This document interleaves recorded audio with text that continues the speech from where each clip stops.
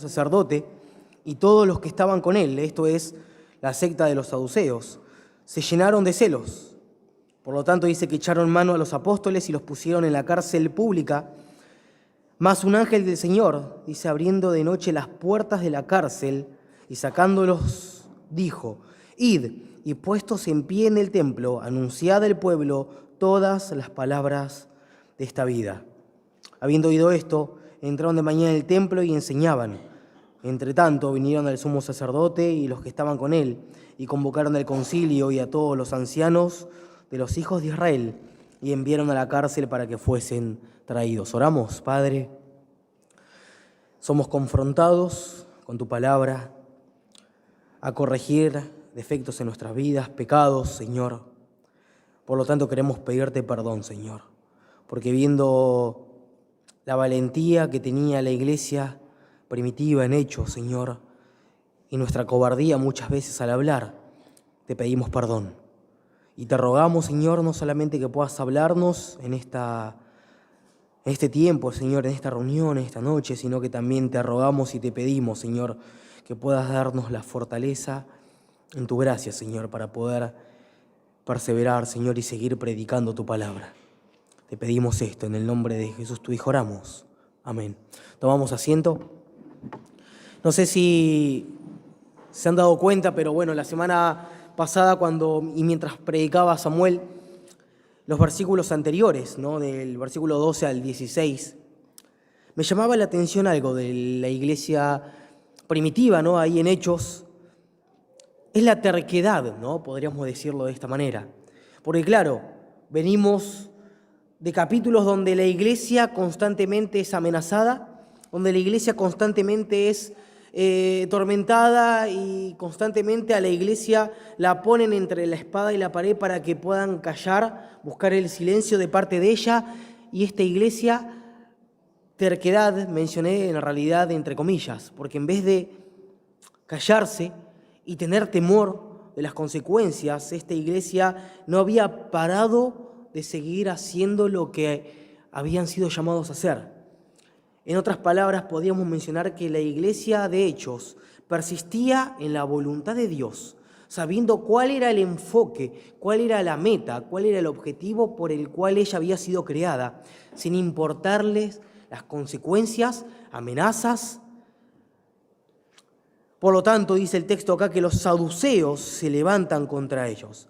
Ahora, un dato quizás de color que podríamos mencionar en cuanto a esto, es que si bien en los evangelios eran los fariseos aquellos que estaban encargados exclusivamente de estar en contra del ministerio de Cristo, en la iglesia, en Hechos, notamos que el ministerio que se oponía constantemente y la secta religiosa que se oponía constantemente a la iglesia era la secta de los saduceos. Ahora, si observamos acá, lo que notamos no es solamente la pureza de la iglesia, no solamente la perseverancia de la iglesia, no solamente la persistencia de la iglesia, sino que la iglesia, a pesar del sufrimiento y a pesar de la oposición, en ningún momento había perdido su enfoque, persistía en el evangelio y proclamando el evangelio a pesar de la oposición. Por lo tanto, la centralidad que Lucas acá nos quiere mostrar en los versículos 17 al 21 es acerca de cómo perseverar en la voluntad de Dios a pesar del sufrimiento y a pesar de la oposición. Y no es casualidad, ¿no?, que Cristo en Mateo capítulo 5, versículo 10 al 12, haya dicho: bienaventurados los que padecen persecución por causa de la justicia, porque de ellos es el reino de los cielos. Bienaventurados sois ustedes cuando por mi causa os vituperen y os persigan y digan toda clase de mal contra vosotros mintiendo. Gozaos y alegraos, porque vuestro galardón es grande en los cielos, porque así persiguieron a los profetas que fueron antes de vosotros.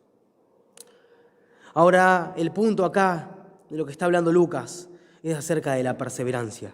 Cómo perseverar en el ministerio de la predicación de la palabra a pesar del sufrimiento y a pesar de la oposición. Y quisiera desarrollar en este tiempo, esta predicación, 3 aspectos solamente que se desprenden de nuestro texto. Y lo primero que vamos a ver es la injusta persecución hacia la iglesia. Porque claro, la iglesia estaba siendo perseguida de manera injusta, pero obviamente hay razones detrás de esto. Lo interesante de esto es que la iglesia emanaba, respiraba. Por los poros de la iglesia emanaba esto, la perseverancia, la persistencia en seguir haciendo la voluntad de Dios, en seguir predicando. Y lo interesante de este texto es que habían sido amenazados constantemente, habían sido puestos en la cárcel varias veces, y a pesar de eso, y muchas veces seguramente se habrán preguntado por qué estamos sufriendo de esta manera, o por qué las cosas no salen como nosotros nos gustaría que salgan. La iglesia, a pesar de eso, perseveraba y persistía en el Evangelio. La iglesia primitiva vivía para el Evangelio, respiraba para el Evangelio, caminaba para el Evangelio. Ahora acá dice que se levanta el sumo sacerdote.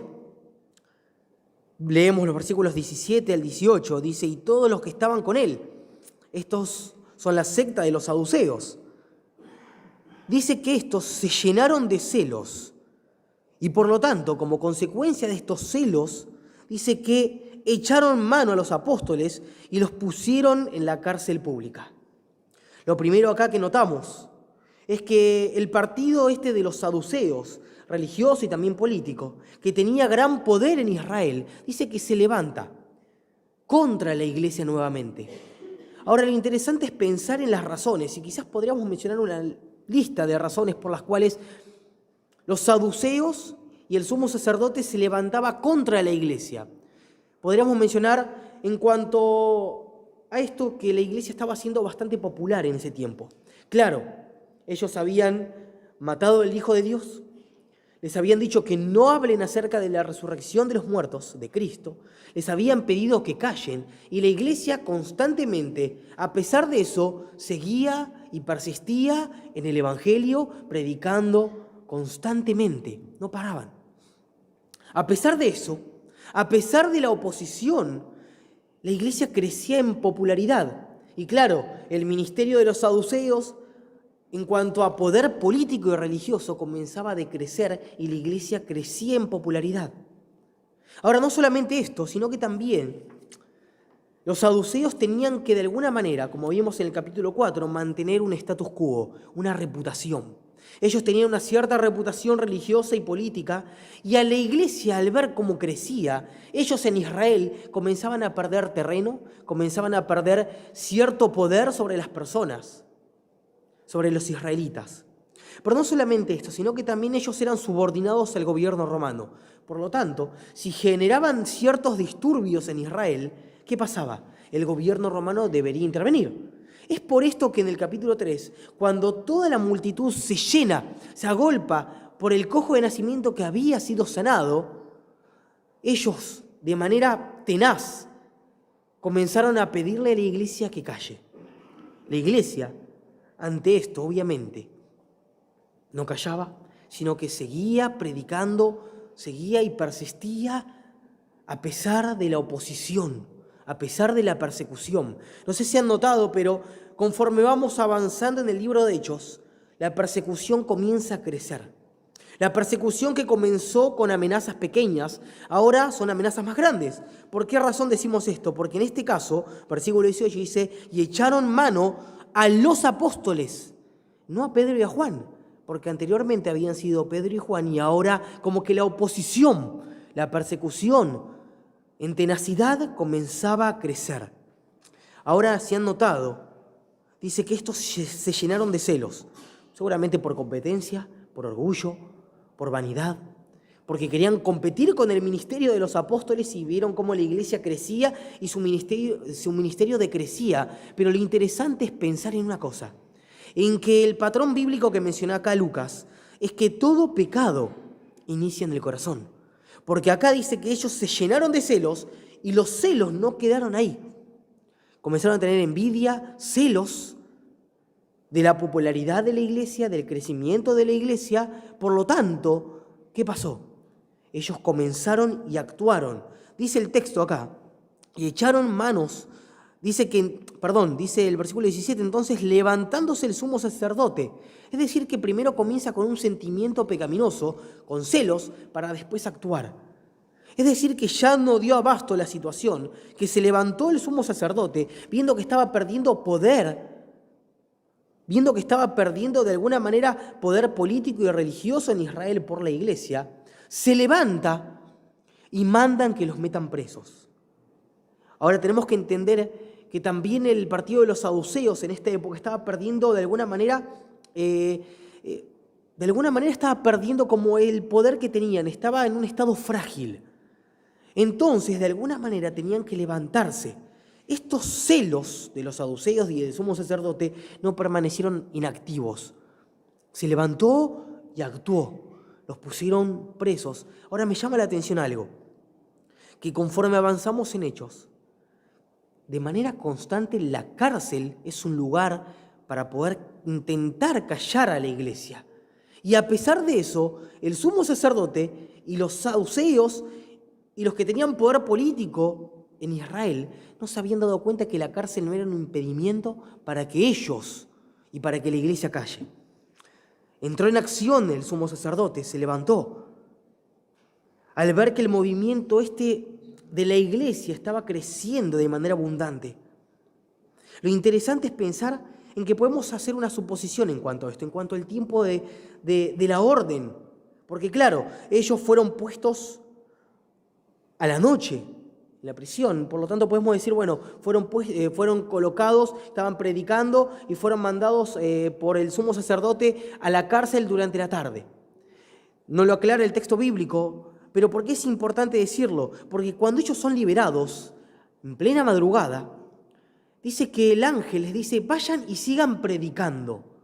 Es decir, que les da una orden directa que no se escondan, sino que vayan al templo. ¿Por qué razón los manda el templo?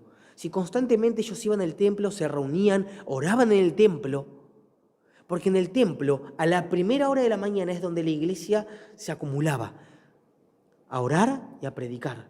Pero también porque en ese tiempo el lugar donde ellos tenían poder, de los saduceos estamos hablando, era el templo.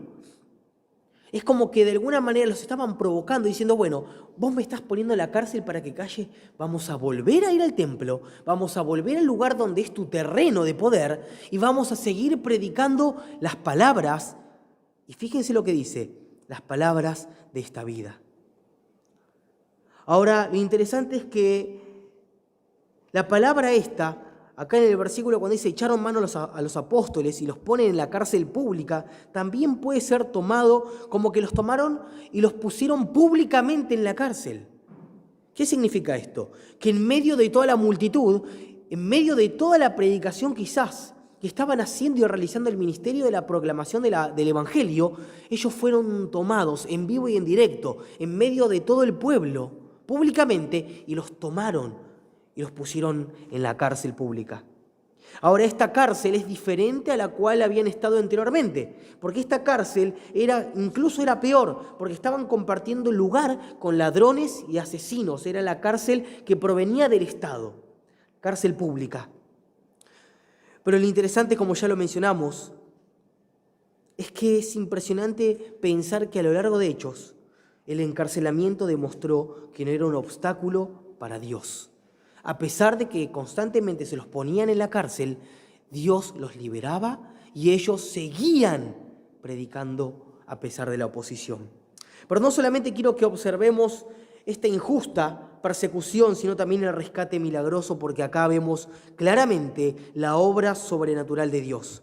Dice, mas un ángel del Señor, abriendo de noche las puertas de la cárcel y sacándolos, dijo, id y puestos de pie en el templo, anunciad al pueblo todas las palabras de esta vida.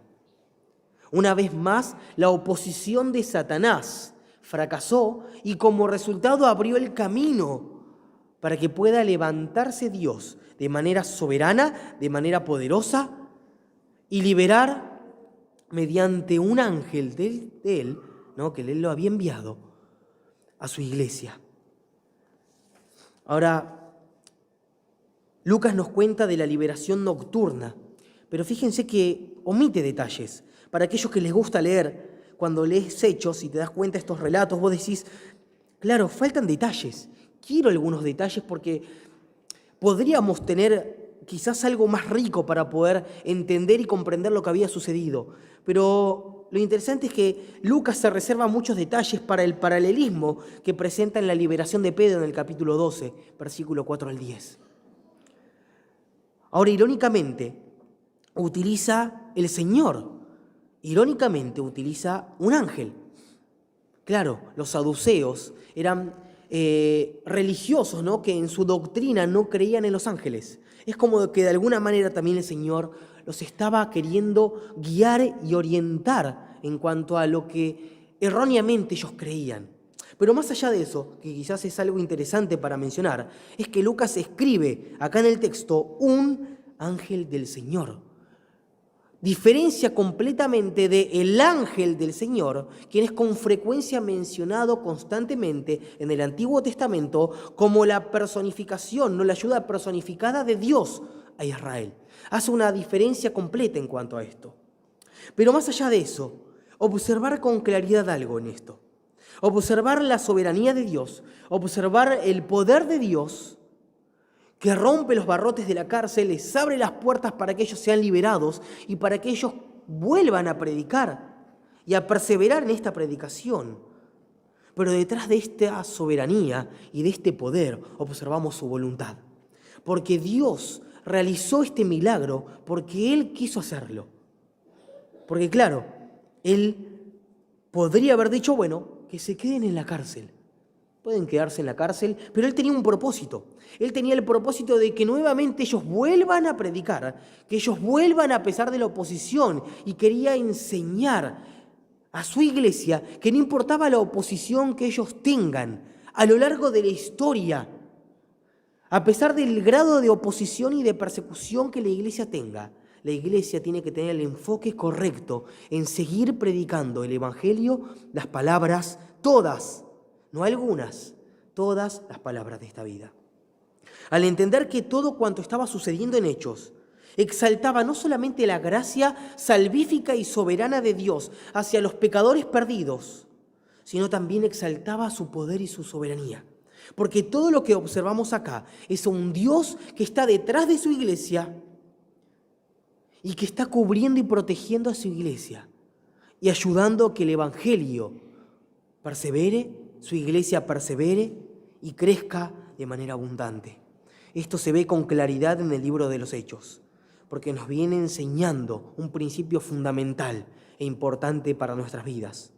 No importa aquello que los hombres hagan para detener la voluntad de Dios. Si algo es de Dios, esto no va a poder detenerse. Esto lo vemos más adelante en los versículos que vienen con Gamaliel. No importa lo que los hombres hagan, si el ministerio que estamos haciendo es de Dios, va a perseverar, va a avanzar, va a progresar. Y nosotros vamos a persistir haciendo y predicando la palabra de Dios. En esto es el mandato específico que hace. Lo tercero que vamos a observar en esta predicación, y es el mandato específico a perseverar. Fíjense lo que les dice el ángel del Señor. Id y puestos en pie en el templo, anunciad al pueblo todas las palabras de esta vida. Es decir, que Dios de manera sobrenatural interviene por medio de su ángel, un ángel del Señor, y lo hace con dos propósitos. Uno, sacarlos de la cárcel y ponerlos en libertad. Y número dos, cuando ellos estén libres, los manda nuevamente a predicar, a volver al mismo lugar donde estaban y donde habían sido puestos en la cárcel, en el templo, donde era el sector de los saduceos, y a que vuelvan y a que sigan predicando estas palabras del Evangelio. Les da instrucciones claras. Les dice, vayan, id, imperativo. No si tienen ganas, no si emocionalmente están mal porque estuvieron en la cárcel compartiendo con presos, no si tenían ánimo o no, no, le dice, vayan, id y predicad estas palabras de esta vida. Les da instrucciones claras de seguir predicando el Evangelio, el mensaje de salvación. Pero lo interesante de esto es que los apóstoles no fueron liberados a fin de que ellos puedan ocultarse. Habían recibido amenazas del capítulo 3 hasta el capítulo 5, y en todo momento cuando ellos recibían amenazas, ellos nunca se ocultaron. Y en este momento, el ángel del Señor les dice, no se oculten, no vayan y tengan temor, sino vuelvan al mismo lugar y sigan perseverando en la predicación del Evangelio. No importa aquello que los hombres quieran hacer, no importa la oposición que tengamos, no importa la persecución que la iglesia sufra, la iglesia debe perseverar en el Evangelio. Me llama la atención esta frase, ¿no? Anunciad al pueblo todas las palabras de esta vida. Y sí, claro, obviamente cuando lo leemos hacemos una clara relación con el Evangelio. Pero me llama la atención que cuando le dice todas las palabras de esta vida, no les dice algunas, no les dice una parte, no les dice, bueno, vayan y prediquen lo que ustedes quieran. No, vayan y prediquen todo, por más que ofenda, por más que dañe el orgullo, por más que reviente el pecado del hombre, vayan y prediquen todas las palabras de esta vida. Y me encanta esa palabra que dice Lucas, ¿no? Ahí, de esta vida. Y se me viene a la cabeza en Juan 6, 67 y 68, cuando todas las multitudes habían abandonado a Cristo, cada una había ido por su camino y habían huido, ¿no? Se habían alejado de Cristo. Y en ese momento, Cristo los reúne a sus discípulos, mirando cómo se iban todos, y le dice, bueno, ¿ustedes también se quieren ir? Y Pedro salta y les dice, ¿a quién más iremos, Señor, si solo tú tienes palabras de vida eterna? No hay nada, no hay absolutamente nadie que pueda brindarnos estas palabras de vida eterna que puedan satisfacer el corazón, como las palabras del Evangelio de Cristo. Si bien estas palabras transmiten el mensaje de salvación y del Evangelio, me llama la atención que lo que podemos encontrar en este texto es que, y estamos seguros de esto, nuestra seguridad se basa en que el ángel estaba dando una orden directa de parte de Dios. Y esta orden era un llamado a perseverar en la obediencia, la predicación del Evangelio. Llama la atención que muchas veces cuando leemos en la Biblia y en Hechos acerca de la persecución y acerca de la oposición, nos miramos y decimos, pero la iglesia nuestra hoy en día no sufre persecución. Y quiero decirles algo, que quizás no sufrimos una persecución física, pero puede ser que la iglesia, y estamos convencidos de que la iglesia sufre una persecución ideológica. Vos hoy en día hablás del Evangelio, hoy en día decís a alguien lo que es pecado y lo que no, a un homosexual, y ya está siendo crucificado, ya está siendo escrachado por todos lados, porque no hay una persecución física, sino que hay una persecución ideológica. Y de alguna manera intentan callar a la iglesia y que esta iglesia deje de predicar la verdad. Amada iglesia, creo que este texto es lo suficientemente claro para enseñarnos que no importa lo que nos quieran hacer creer, no importa que nos quieran hacer callar muchas veces, lo que importa acá es que no importa las consecuencias, no importa la persecución, no importa la oposición, no importa el sufrimiento, acá lo que importa es tener un enfoque claro. Muchas veces cuando nosotros sufrimos, lo que hacemos es mirarnos a nosotros mismos y decimos, estoy sufriendo, me lamento de lo que estoy pasando. En cambio, la iglesia de Hechos, cuando estaba sufriendo, en vez de mirarse hacia adentro, miraba hacia afuera. Y miraba lo que tenía que seguir haciendo, miraba lo que tenía que seguir proclamando, miraba que todavía tenía que seguir anunciando al pueblo todas las palabras de esta vida. La iglesia primitiva había entendido claramente su propósito. Su tarea era proclamar la verdad, persistir y perseverar en esto. Y ayer en Padua mencionaba un ejemplo al comienzo y quizás hoy lo hago al final porque me llamó mucho la atención el observar cómo en las carreras de caballo a estos animales se les coloca un cierto antifaz, una máscara, con el propósito de que en medio de la carrera ellos no puedan estar mirando hacia los costados, sino que siempre tengan en mente y en su mirada un punto central y fijo. Ahora, esa comparación hice el día de ayer y la meditaba y pensaba en esto. Decía, claro, la iglesia de alguna manera, la iglesia de Hechos actuaba de esta manera. Tenía hacia sus lados una especie de antifaz que no importaba el sufrimiento, no le importaba la oposición, no importaban las amenazas, no importaba la cárcel, no le importaba la muerte. Porque claro, más adelante observamos, versículos más adelante, el primer mártir, Esteban, predicando el Evangelio, muriendo por causa del Evangelio. No le importaba absolutamente lo que sucede alrededor. La iglesia tenía un punto fijo, un lugar hacia donde correr, un objetivo claro, un enfoque correcto. No importaba el sufrimiento, no importaba la oposición, no importaba la persecución ni nada de lo que suceda al costado. Importaba el Evangelio de Cristo y a este predicar y proclamar. Ahora mi pregunta es, incluso cuando meditaba en estos pasajes, me preguntaba, ¿yo realmente estoy dispuesto, a pesar del sufrimiento, a pesar de la oposición, a seguir y perseverar en las palabras de esta vida?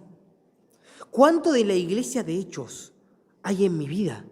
¿Cuánto de esta tenacidad, de este valor, de este fervor por seguir predicando el Evangelio hay en mi vida, en mi corazón?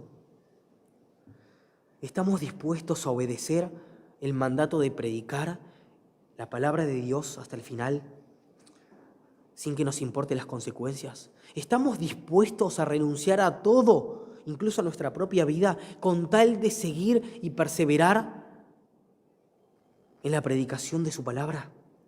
Ahora nos preguntamos, y me pregunto yo también, si estoy dispuesto a perseverar y a persistir en hacer la voluntad de Dios, a pesar de que tenga que renunciar a la mía constantemente. Si estoy dispuesto a hacerlo.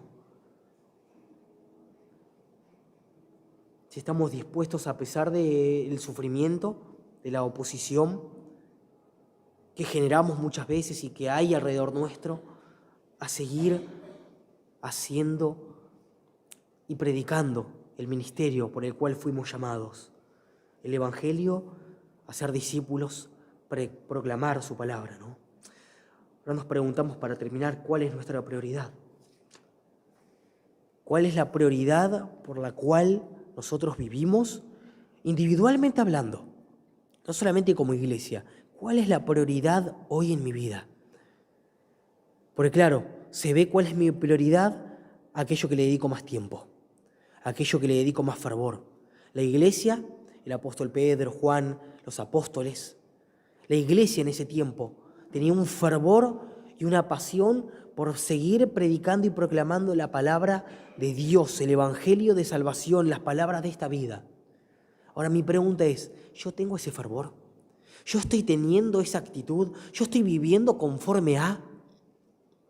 Hermanos, en este tiempo tan delicado en el cual estamos viviendo, es necesario que la iglesia se siga levantando. No solamente como iglesia, sino también como individuos, que formamos parte del cuerpo de Cristo, perseverando en seguir predicando con nuestro ejemplo y con nuestros labios acerca del mensaje de salvación, aquella salvación que nos ha otorgado el Señor y que nosotros tenemos que ir y decirle a los mendigos dónde encontrar un poco de comida. No, toda la comida que pueda satisfacer su alma. Las palabras de esta vida. Amén. Oramos para terminar. Padre, estamos tan agradecidos por tu palabra, porque ella no solamente nos confronta, nos instruye, nos guía a toda verdad, sino que también